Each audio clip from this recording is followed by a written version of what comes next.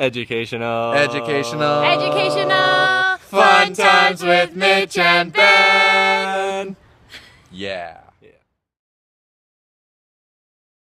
Hello, everyone, and welcome to Educational Fun Times with Mitch and Ben. Hey, guys. Episode number Six. Episode 6. Episode 6. Approaching 1 full week of videos, almost. We're killing it. One more and we're there. So expect something big next week. So I know Ben and I in the past have talked about using technology in the classroom, and as you all well know, technology is becoming a huge thing in our classrooms, and we're expected to implement certain tools into our classroom and utilize this to connect with the students in our class. It's pretty much the only way new teachers are going to get a job is if they use technology in their classroom. Exactly. And Ben and I believe we've touched on some things before in our previous videos, but we want to specifically focus on some tools that Ben and I used in the classroom during our internship and pre-service. That's right. To give you a few first-hand examples of how we could use it. Yes. So for me, I started out, my class was pretty bare bones to begin with, and all I had was a projector and a computer. So I began using PowerPoint to teach my lessons as a starting point.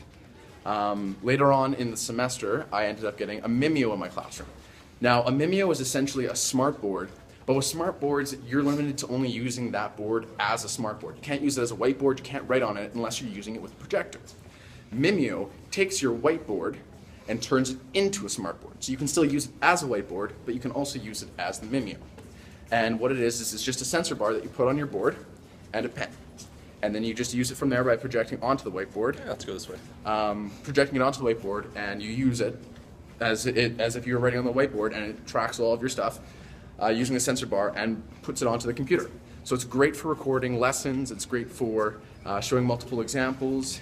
You can actually write on PowerPoint. So you can upload them into the Mimeo program and write on PowerPoint. So it's really effective, and it's really useful for flipped classrooms because you can upload all of the notes that you wrote in class and turn it into a PDF and upload it to your website. That's right. Or record your lesson. Exactly. Make a video of it and give it to students that weren't there for the day. And while you're recording your lesson, it actually records the audio as well. So you can have tutorial videos that you can film with it as well.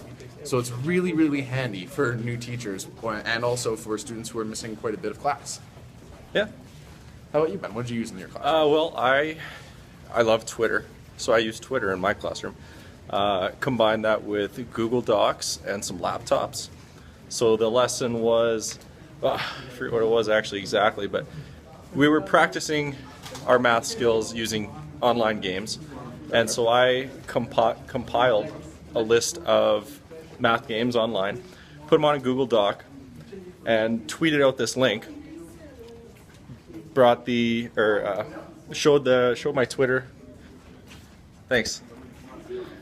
Showed the Twitter on the projector and allowed my students to check out my tweets. They clicked on the link and it took them right to this Google Doc full of games.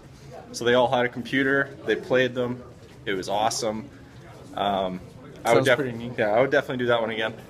Another thing we did for a higher level class was bring in the laptops and give them a data set. Ooh, something smells good. It does smell really good. Give them a data set, and they had to create their own graphs. So we gave them this information, this data, and we gave them a couple websites to create their graphs. So they would input their data, print it off, and sorry, I'm getting exhausted walking and talking. Print it off and then show us what they got. So that was just a couple ways I used it. That's pretty much all I got off the top of my head right now. And like we said before, we can't stress enough how important it is to be implementing technology into your classroom as a new teacher or a pre-service teacher, getting familiar with those tools that you can use in your classroom. Oh, I just thought of another one. Oh, okay. Down this really narrow hallway. Another thing we did was, along with Google Docs, or Google Drive, I guess it's called now, we did a class review. So the class would have access to this Google Doc, everyone could edit, and they would all input what they thought was very important to review for their test. So that's one thing we did. Just getting by in the hallway a little bit here. Okay. So like I was saying before Ben gave the other example, it's very important to get familiar with these tools now rather than later. I honestly wish I would have had more experience with the Mimeo before I went into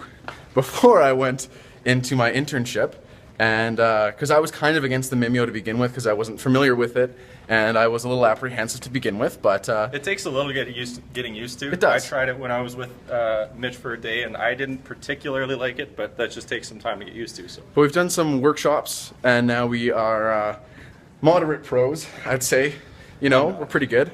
Okay, well, I'm pretty good. Ben's on his way. He's my protege. I'm going to teach him. Getting there. But yeah, it's very important to get familiar with these things and to train up. So if you will include a link to the Mimeo website if you'd like. And is there any?